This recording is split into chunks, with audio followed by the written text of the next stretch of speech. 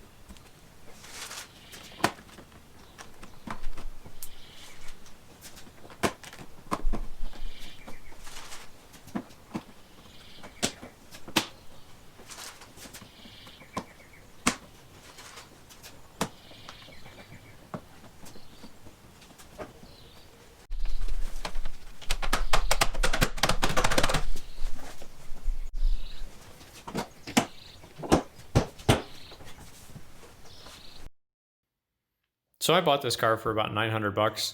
It was about a block away from the house, so I bought it, threw the spare on it, and drove it home. All in all, with the repairs and everything, I've got about 2,000 wrapped up in the car. I'm just going to use it as a beater back and forth to work. And for $2,000, it's got a couple little issues that I need to fix, but all in all, it seems to be a really good car. I've been driving it a couple weeks and really haven't had any problems. As always, guys, if you guys like the video, hit like. If you want to see more content, go down and hit subscribe. Thanks for watching, guys.